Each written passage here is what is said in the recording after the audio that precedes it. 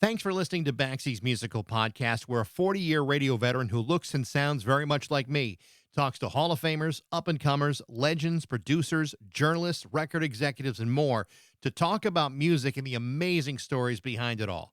If you like what you hear today, be sure to subscribe to it, like it, rate it, follow it, share the hell out of it. You can also follow us on Instagram, Facebook, and TikTok for regular updates about upcoming guests. Today, we're brought to you by Metro Chrysler, Dodge, Jeep, and Ram at Chicopee. Be sure to stop by their state-of-the-art dealership next to BJ's and Big Y on Memorial Drive, or stop by their website at metrojeep.com and make it Metro. And drive home in your new Metro Chrysler, Dodge, Jeep, Ram today.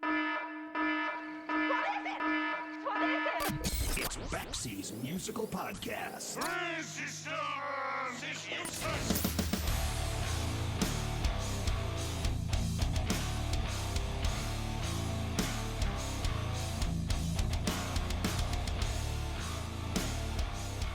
One of the great things about music is that certain songs stay with you forever.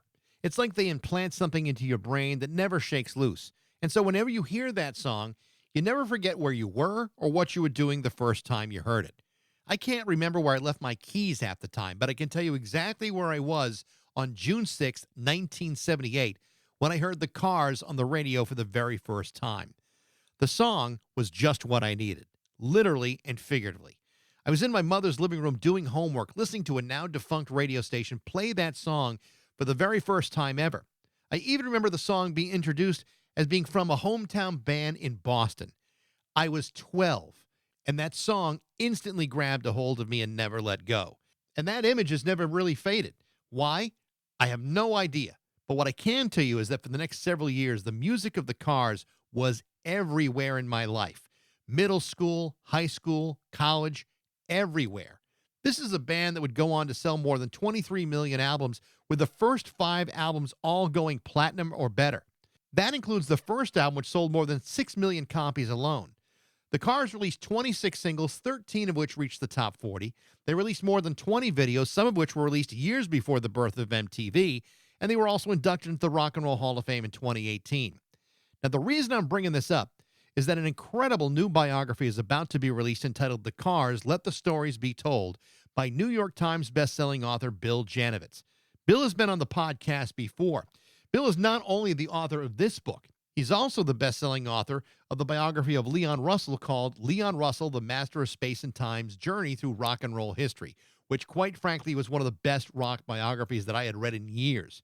And having just finished the new book, I can tell you that Bill Janovitz's success as a writer is absolutely no fluke. The new book is outstanding. On top of this, he also happens to be the lead singer and guitar player of his own band, Buffalo Tom, which he co-founded in 1986 while still a student at UMass in Amherst.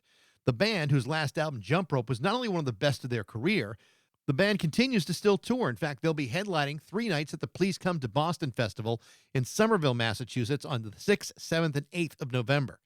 The book, however, is being released on September 25th, and much like his last book, Bill has done an outstanding job. So let the stories be told with my guest today, author, musician, Bill Janovitz, on Baxie's Musical Podcast.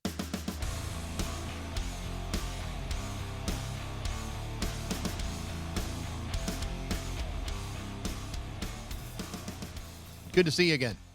You too. Thanks for having me. Are you kidding me? I've been waiting for the Cars book to come out since you were writing it. It's like, well, this is going to take for years. It was years, but maybe not many years. Well, I have to tell you, the last time we spoke was just before the release of Jump Rope, a terrific record. Oh, thank you. No, I love the hell out of it. And then you're reading what you guys are still. I mean, you guys are still working on that record. You guys are about to go to Spain. Yeah. So we were supposed to do this Visor Fest or Visor, however they say it there. Sometime in, I think it was 2018, and it got rained out. Like, we were driving from Madrid down there, and there were like these torrential storms that were going across Mediterranean Europe, and it was just torrential floods. So we got down to, and it wasn't in Valencia, it was in a town called Benidorm, which is sort of like the Riviera for the Brits, you know? Right. And so we just had to turn around and kind of sort of like come back, so we rescheduled it. We said, oh, we'd love to do it again, and they asked us to do it again this year in Valencia. So we're just going over there for that. Yeah. Just a one-off, yeah. But then you're also doing something at the Please Come to Boston Festival in November, and that's pretty interesting. It's like 3 nights, but three different kinds of shows. What do you got planned for that? Yeah, we did it last year. I mean, we had this idea to do our own. It's called "Please Come to Boston." Well, it's an allusion to the song title by David Loggins. But also, it's like so many people, like when we post a show, it's like they'll say, "Please come to Brazil. Please come to Stockholm. Please come to." So it's like, hey, why don't you guys come? Because so many people are already traveling to see us because we don't travel that much anymore. We don't tour that much. It's just hit or miss. So a lot of people, especially as they've gotten to be our age and started to make more money, they were like, make a weekend of it. They would fly in to see us in New York or whatever. So that was an idea, like do 3 nights, three distinct sets. Last year we did, it was our first one, and we had some comedy and we did some reading stuff as well. This year we haven't quite, I don't think we've nailed it all down yet. We've got a great, the Nogs, a local band who do Poe covers, doing one night. We've got an up and coming singer songwriter named Elisa Kennedy who's based locally, and there's going to probably be one or two other bands announced, but it's mostly just us spending time. We have like a Q&A thing with the fans. We do signings. It's much more, it's kind of like a homecoming thing for us. And I was going to say, and you can be home that night, which Yeah, is terrific. That's the yeah, best. That's the exactly. best. I remember when Branson, Missouri started to become a thing, which was a takeoff on Vegas to begin with, but the idea of Vegas where people would just stay there and people would come to see you. I love that idea. Your residency is in your residency, so that's convenient. Yeah, yeah, Yeah. or close enough. Not in my house, but close enough. So the last time we talked, at length, the Leon Russell book, and now that you released the story be told, and what I told you last time is almost exactly how I feel this time around too, having literally just ripped right through this, all 460 pages of it. I read a lot of rock biographies, not just for the podcast, but also for the radio show that I do. I think these are two of some of the best I've ever read. I mean, the amount of research and the amount of care and attention and really love for the artist that you're writing about is really remarkable. Like I say, I read a lot of them, and they are not all built the same. That is for sure. These are remarkable books, and the Cars is no different. It's phenomenal. Oh, thank you so much. That means a lot to me. I mean, I read a lot of them too, and as I've gotten a bit more serious about writing them, I make it my sort of job to. It's almost all I read now. It's like I just read finally some of the seminal ones, that I never got around to, like England's Dreaming by John Savage, about Hmm. the rise of the Sex Pistols and how he contextualizes it in 1960s and 70s England. I mean, I love stuff like that. It's not just about music, but about what's the context, and so this one's different than that one. This one's different. This Cars book is different than the Leon book, but because it's more about a band rather than just one epic figure throughout the whole thing. But yeah, I appreciate that as somebody else who reads and loves these books as well. When you wrote the Leon Russell book, I mean, Leon Russell was a guy whose talent has touched like so many different areas of music for the last 60, 70 years, but a lot of people don't recall him or understand the breadth of what he was all about. The Cars are a little bit different in the sense that this is a band that sold millions and millions of records, but for guys our age, and you and I are exactly the same age, born the same year, there's something about this band that resonates with our generation. I mean, I remember the very day I heard the Cars for the very first time.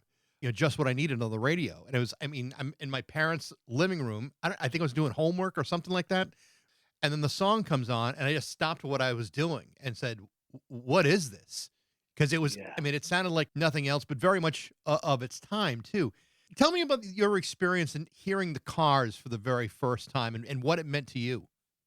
Yeah, it's almost it's very similar. I mean, this was one of the first bands that I felt like I'm hearing this now at an age where I can sort of go buy records. I was 12 years. We were what, 12 years old, 78, right?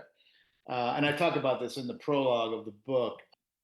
I didn't have any older siblings to get me to hand me down music or turn me on to things, and my parents were pretty square, musically into stuff, but like not necessarily cutting edge. Um, so this was like one of the first bands that I felt like, what is this? This is for me. This is mine. You know, one of my like discoveries. Really, and I didn't discover it, but it was like everything else had been sort of like from the past. The Stones, Creedence Clearwater, the Beatles, even Leonard Skinner, who were still around, were sort of like, oh, I'm catching up with stuff. Now here's a band that's coming out with their first record, and it's like new and it sounds fresh and it's familiar at the same time. But yeah, the prologue is about me sort of sitting on in my friend's room in a wood paneled shag carpeted 70s bedroom, and his older brother, comes back from college bearing these sort of mannas, you know, from heaven, these things that have been handed down. Like, what is this? He's always turning us on to new music, and he drove an orange Camaro, so he was still probably the coolest person I've ever known.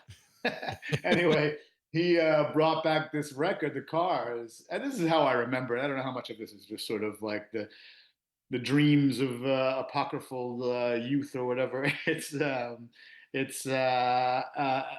remember on putting it on and going, what is it? You know, first of all, there's this girl on the cover. She's not a steering wheel. What's going on there? It's just The Cars. I mean, what does that even mean? Is this the name of the band?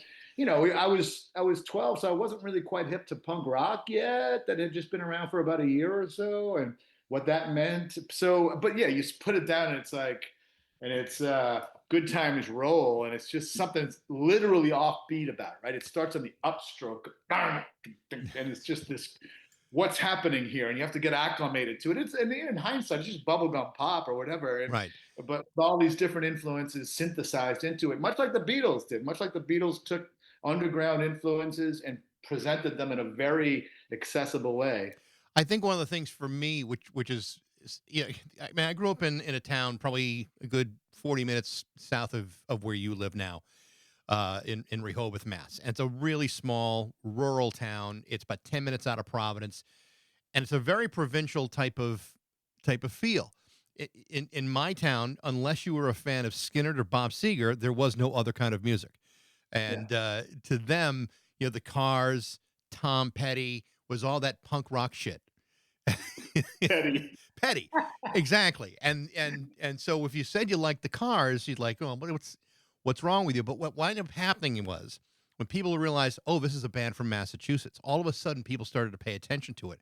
And I remember as a kid, there was a bus driver that had an 8-track player in her bus, and she freaking loved the Cars, and we would listen to it every single day on the way to school and when she brought us back home. And it's like after a while, it's like, yeah, this is not punk rock shit. This is great stuff.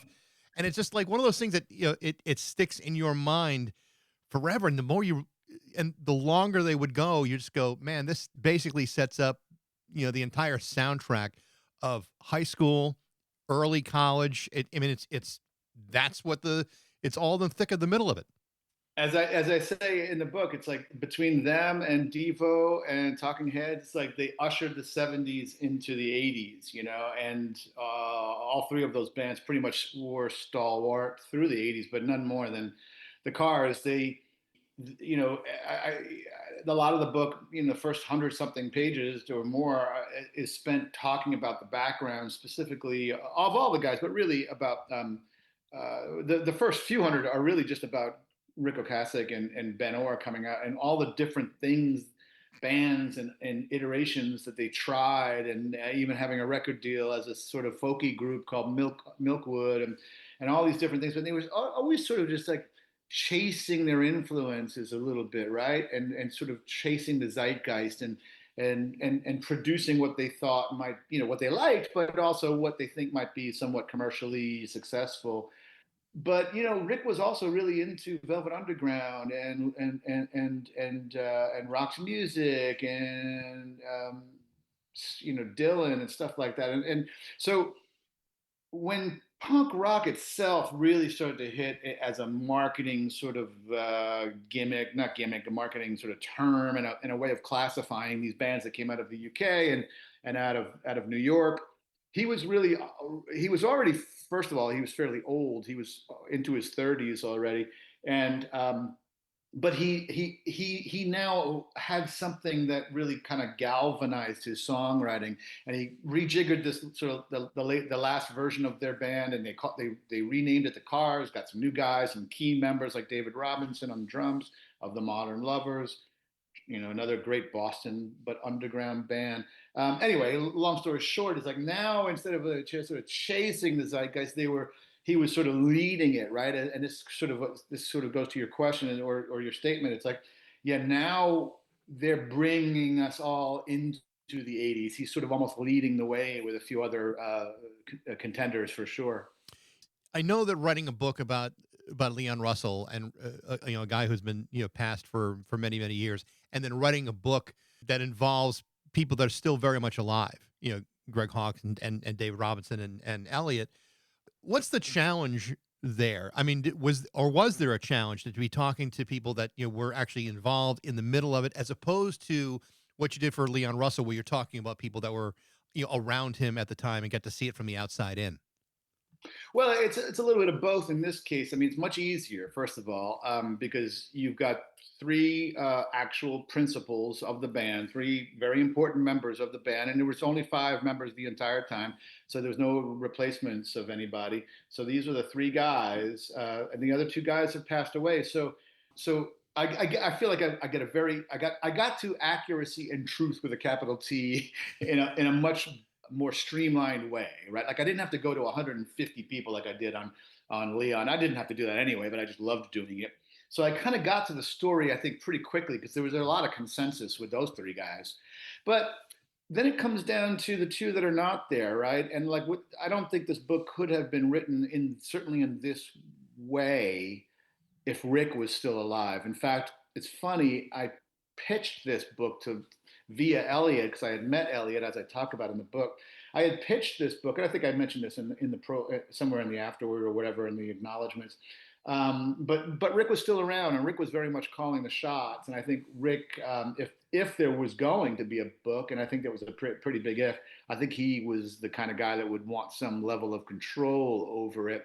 And that probably would start with who was going to write it. And it wasn't going to be a relatively unknown person. It's going to be somebody big, Right. Well, I mean, in the interim, I got this Leon book done. It brought me some more notice, and it got a lot. The New York Times bestseller, got a lot of good critical nods and whatever else. So it was a well-regarded book, and the guys in the band liked the book, or at least saw that it was a serious, like this is somebody that will understand and can write something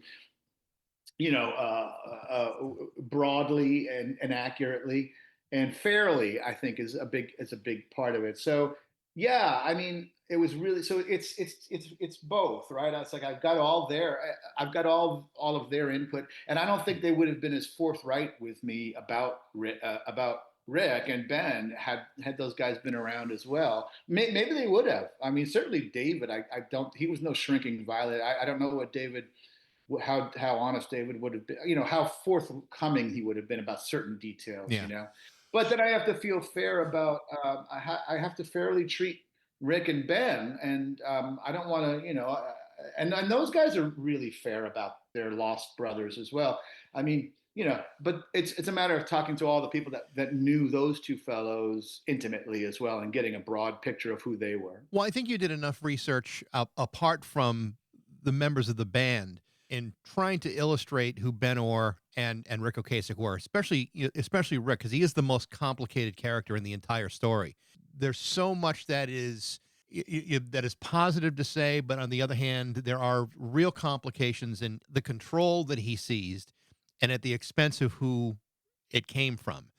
Obviously, he's the lead songwriter, and early on, there was much more willingness to have maybe some more input, or have Ben sing more songs. But oddly enough, when you look objectively at the Cars, there are no weak links in this band. There's no one you can say is not doing their job or not contributing in some way. But there seemed to have been some sort of, I don't know. I mean, I'm not even sure what the word would be to describe Rick Ocasek's control issues, but they got bigger and bigger as the years went on. I mean, how would you characterize the complexity of a Rick Ocasek? Well, it took me 400 something pages to do so. I think it's hard to boil it down in an interview like this. I mean, but in a nutshell, here's a guy that first of all had a lot of unsurprising difficulties, family stuff. He was probably abused. By kind of a an alcoholic mother father who was kind of brutal a bit, I think. I mean, I say I think because it's like you get these things. I got a lot from his widow, Paulina Portskova. I got some stuff from his closest friends and some stuff that he wrote himself or said in interviews. So I think I get to a pretty good picture of his background. But then it's all these struggles like poverty for decades. Like really trying to put together something. I mean, music was his calling. Not music for like being a musician. He kind of really made this distinction of like musicians and a guy that's a writer, a songwriter and producer. Like he really thought of himself. He didn't really care to be a guitar player necessarily or anything like that, or even a singer. It was this holistic kind of looking about being a writer and an artist. And I think having gone through those different things, you see him uh, taking more and more control as he gets more confident in who he is and his vision of things. And so by the time he gets to the Cars, it's like it was pretty clear. It's my way or the highway. I'm putting together this band. I'm the leader. And I think most bands need a leader. And we were talking about music books, and Mike Campbell's book, I'm sure you've read, Mhm. is an amazing. There's a lot of resonances between these two books, these two bands that came up at the same time,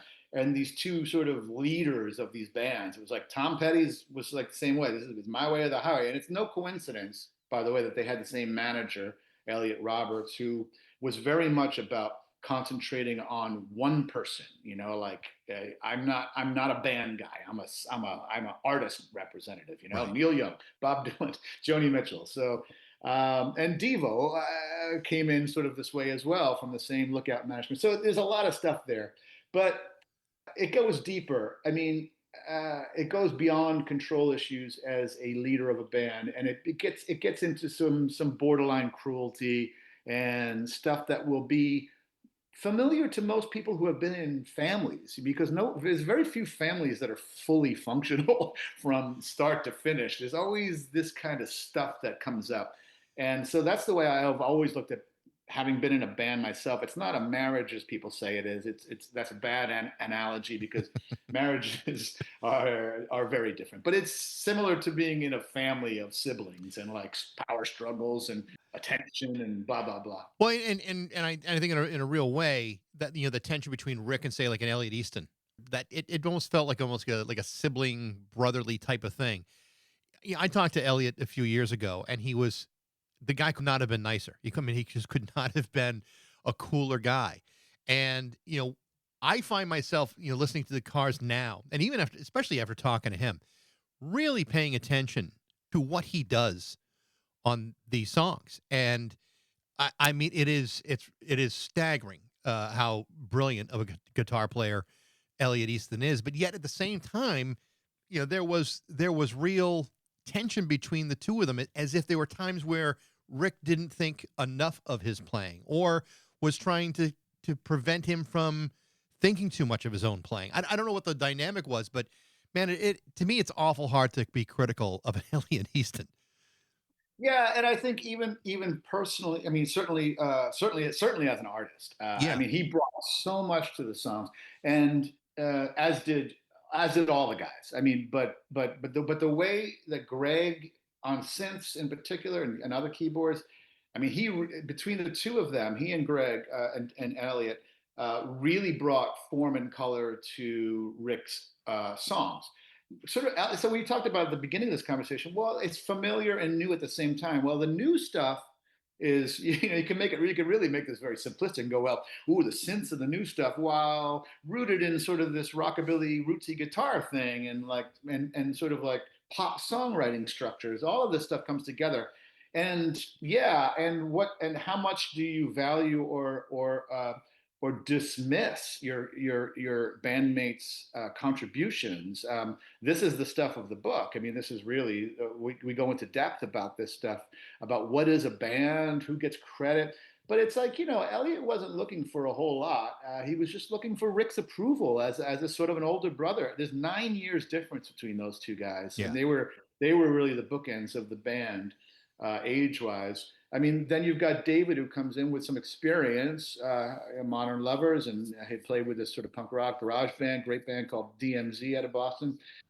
And he was about to give it up, but he also had this great, strong graphic and visual taste and aesthetic, and that he ended up being the art director from pretty much the band. And he was a real check on Rick's power in a lot of ways. So there was that. They had their own headbutting going on through the story as well. Whereas Greg was much more like, when Greg was not as appreciated as he should have by Rick, then it was when Greg showed his emotion, that Rick really overstepped his bounds, because Yeah. Greg was the endlessly patient guy.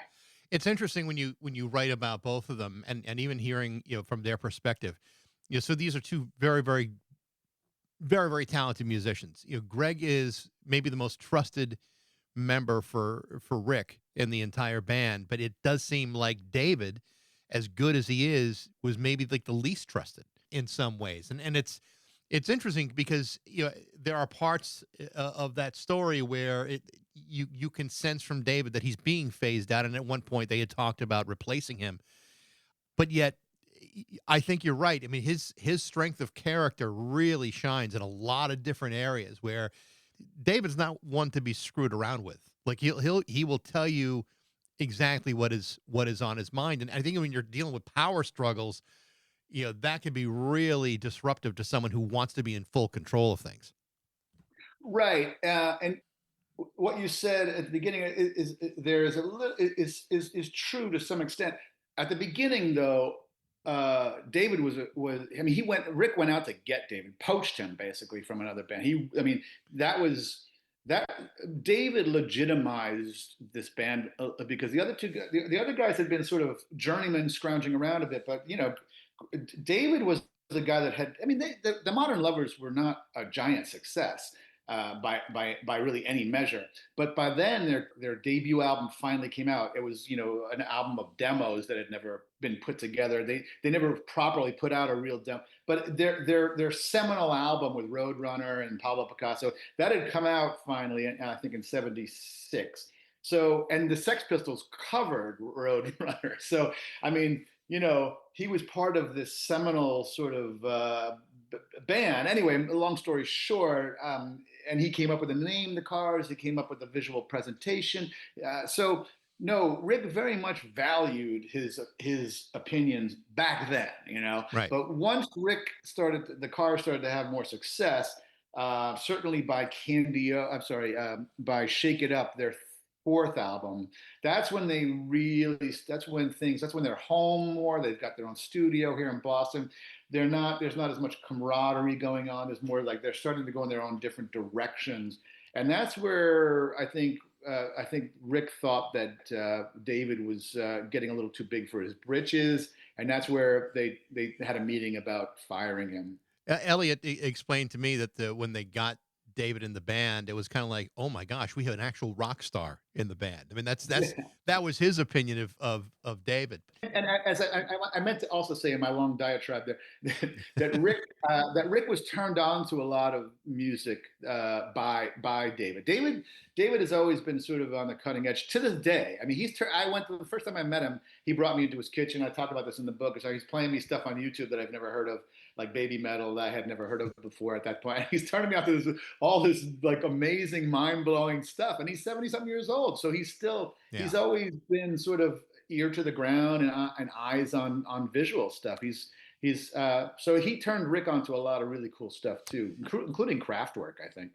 Yeah, and obviously with Rick's association with bands like Bad Brains and with Suicide, I mean, that just doesn't pop up without some level of slow introduction. You're either ready to listen to Suicide, or you're just not going to be ready for listening to Suicide. But the part of the book that to me is the most compelling part of the whole thing, maybe because of the tragedy involved, is how you write the story of Ben Orr. Clearly the most tragic figure in the book. A guy with like just a tremendous amount of talent, wonderful singer. He was a good songwriter, maybe not a lyricist per se, but he had everything going for him. But it just seemed that over time, I don't know if it was the success that made it hard, or the divisiveness that happened between him and Rick that made it so hard. But it's a really, really painful, tragic story. Yeah, it's a hard thing again to sort of bring down to a nutshell. I mean, for most of the book, I think he comes across as sort of an easygoing, happy to go along type guy. Everything sort of comes natural to him. He's just a naturally great singer, and he could play virtually any instrument. He's sort of like a Brian Jones, but without the sort of baggage that Brian Jones brought. And Brian Jones couldn't sing, I don't think really much either. So maybe not a great analogy, but in as much as he could pick up an instrument and play anything, he's similar to Brian that way. But a beautiful guy, obviously, physically, and apparently just a really generous guy as well. I mean, but he had his demons, and they were kept well hidden, I think, until sort of near the end of the band. When the power struggles were part of it, inevitably substances abuse, drinking starts to come into it. I mean, now you're like, well, which causes which? Is this all part of a thing? Has this always been there, and now it's bubbling above the surface? So it's a complicated picture, but I don't know if anything that Rick did or did not do could have helped Ben, as Ben sort of spiraled a little bit there at the end. I don't think, I certainly don't think Rick helped him, and he exacerbated things. I mean, there was a lot of bitterness there, but I don't know. I mean, Ben was another guy that, especially early on, I mean, I don't think most people know that. First of all, a lot of people don't know there were two lead singers in this band. They think it's the same voice, but Right. uh, and especially as music videos came, they'd be forgiven to think that Rick was the only lead singer. Even on Drive, which Ben famously sang, his part in the video, it sort of comes and goes at the front, and then it's all acted out by Rick. But Rick wrote everything, even the things that were co-written were Rick with Greg, and that's a very small number. Everything else was just Rick's songwriting. So Ben gave literal voice to a lot of his songs, especially early on. Just What I Needed, some of the big hits, were sung by Ben, and Ben was a really compelling, really physically attractive guy. I mean, to not just women, to a lot of men as well. I mean, you can certainly appreciate it. So, and I think Rick belatedly, you see this in the book as the years go by. I think Rick belatedly and begrudgingly accepted and appreciated Ben's contributions, and the other guys as well. And I think it was, like I said, emphasis on belatedly, because a lot of stuff was gone by then. The part after Ben dies, there's a whole section about how hard everyone's taking it, in particular how hard Rick took it. When you read the story, many people could possibly misinterpret Rick as being just a cold-hearted, overly ambitious, control freak. But the fact of the matter is, he did have a certain love for Ben, and certainly understood what Ben meant to him, because without Ben, much of this probably wouldn't have happened. And I thought it to be really interesting to hear Rick's reaction to that death, and the profound sense of loss he felt. Yeah, yes to that. I mean, and that's kind of what I'm saying. It's like, there's a lot that happens between the time these guys were together as 18, 19, 20-year-olds in Ohio. They met at 19, 20, 21 years old, something like that. And they traveled literally and figuratively together for decades through different iterations. And Ben was always by Rick's side, no matter which thing he did. And he did appreciate Ben. But guys are guys. Number one, to stereotype or just throw around kind of generalizations, and then there's like artist guys and guys that don't really talk. I mean, it's like it's this weird dysfunctional family type stuff that I talked about before. It's like, how much do you appreciate people? How much do you express your appreciation to people? How much do you remunerate people for their contributions or not?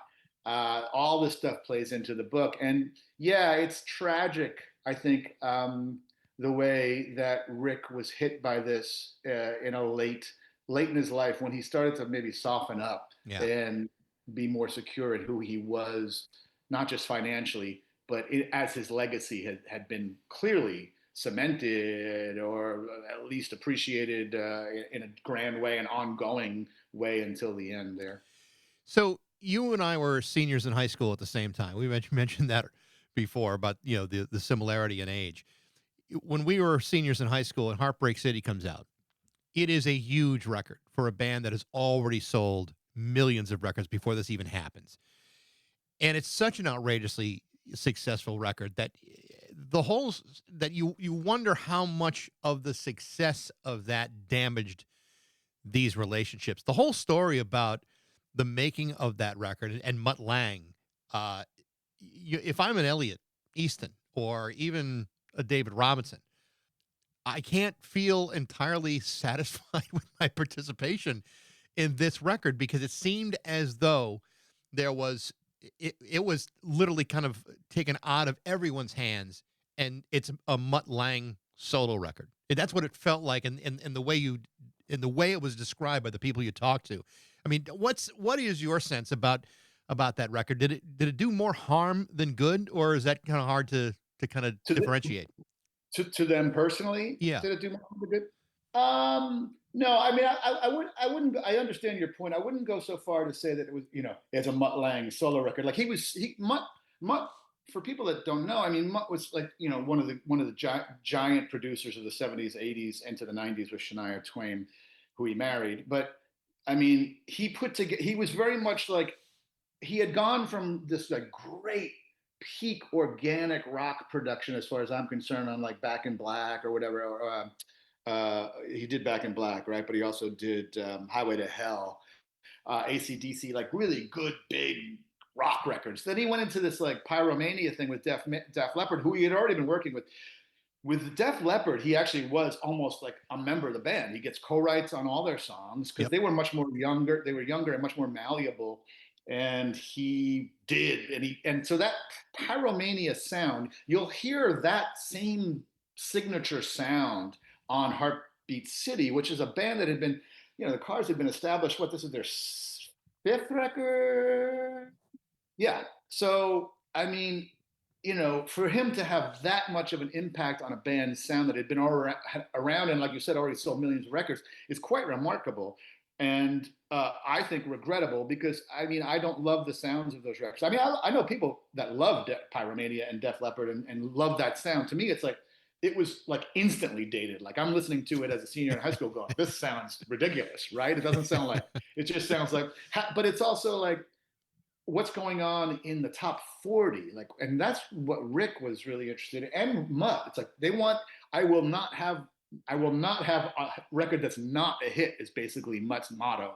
Right. And so what was a hit? Well, Thriller was gigantic. You got like lots of one hit where you got like Thompson Twins. I mean, it's like synth pop really is gigantic in 84, 85. So that's the road they went down. Now the part that started to alienate the guys themselves is like, yeah, it's like Mutt had descended into like obsessive minutia to a point where a record that shouldn't have taken more than maximum 2 months took 6 months, eight, and he still wasn't done. He just couldn't let go of it. He couldn't let go of the mixes. Like they talk about getting CDs finally, like a month after they left, and it's like eight CDs of the same song over and over. It's like just drive and mixed in ways they could not discern any difference. So the guy was really sort of losing it, according to his own engineer, Mike Shipley.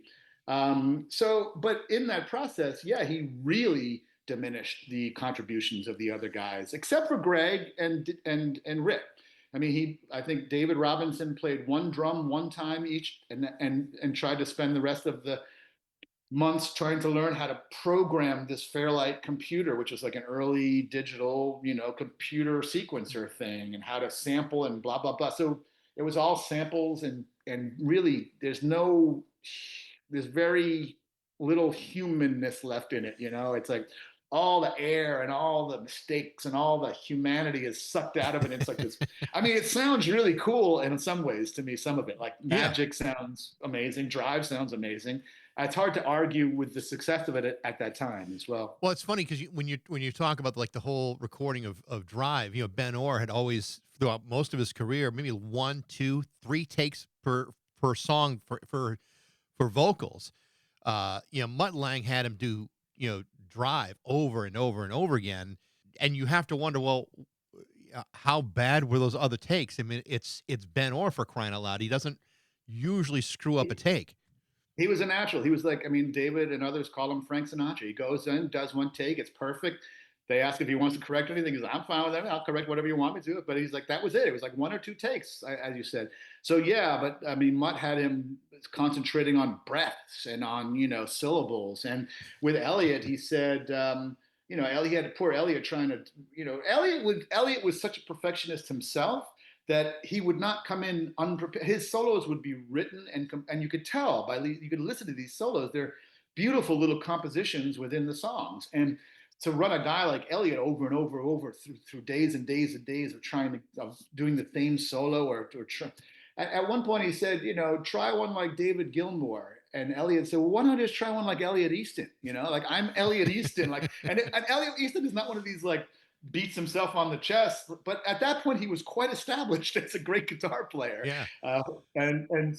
But this is sort of what we're talking about. But I don't think it necessarily was a wedge driver between Rick and the other guys, or even the guys themselves. And if anything, there might have been this bunker mentality of like, well, we got through that bullshit, together. Let's go. Let's see. And then they toured for like, months on that. So it was really sort of what came after that, I think. Yeah. You talk to so many people that were part of the Cars story, either directly or even people that were like far on the fringes of this story. Did you have any problem with people wanting to share their thoughts, or was it a pretty easy request to get people to talk? Oh yeah, no, I didn't have any. I mean, I'm not the kind of person that goes, or the kind of writer that goes digging for stuff that might not be there, or to just try to stir up unnecessary emotional stuff. I mean, I'm trying to tell the story as I know it. That said, after this, I think it's an important distinction to make for readers is that this is not I mean, it's somewhere between an authorized and an unauthorized biography. It's not like these guys did not hire me it's my book, right? And I pitched it to them, and they gladly participated and cooperated. But there's no skin in it for them aside from their legacy in telling the story. And they didn't have final edit or anything, but as a courtesy, of course, I sent a first draft or early draft to those guys and said, just sort of like it helps inform the book better. It's like if there were facts that I got wrong, well, I want them corrected. And then if but there was no like pulling punches all of a sudden. It's like there was no like, oh, I can't believe I said that. Please, I didn't mean for that to be on the record. There was none of that. Yeah. If anything, it was really cool to have them respond to what other people say. It wasn't like that. So it colors the book a bit more and gives it more depth, I think. But no, I don't think, I'm always surprised when I'm writing a book, and I'm not that I've written that many, how forthcoming people are to me. Is like, Paulina Porizkova goes into great nuance about their relationship, which she had already done in her own book to some extent. But as it relates to the band and how she talked about how Rick thought and perceived of the guys, and how those perceptions evolved over a decade or two or three, that really was very helpful. And I did not expect it. I mean, I really had to try. I had to be very persistent in trying to get Paulina to do it. She wasn't telling me no, but I was like going through people and layers and trying to get her to contribute, because I feel like to not have her would have been like a real kind of a big missing piece. And in hindsight, now that I know what she contributed, it would have been a giant missing piece. Yeah. Well, I mean, it's not like she doesn't have some notoriety of her own, and it's only known as Mrs. Rick Ocasek. I mean, it's kind of the other way around in some ways. Yeah, I will say that the trouble I did have was maybe getting Suzanne, his second wife, really, but the wife with whom he was spent most of his time from, the late 60s to the time he met Paulina in 83 or whatever, or 84. Um, Getting Suzanne to say more than a couple things Hmm. that was difficult. She answered an email and that was about it. But I would have loved to have more from her. So, with the book coming out fairly shortly, I mean, the release date is right around the corner, and the band is starting to slow down some live dates. Are you already thinking about, well, now that I've gotten these books out of the way, what would be next? Have you gotten to that far, or are you just going to go? Yeah, well, I'm always. I mean, I haven't gotten one in the pipeline yet, but I mean, I've sent out a couple of emails to potential subjects, and it's hard because a lot of the great, sort of people, great artists have been well covered. Some of them have been less well covered, and it's like I don't want to just sort of repeat other journalists, other authors' work. I want to uncover new ground. So. Yeah, I mean, I'm kicking around a few ideas about what might work.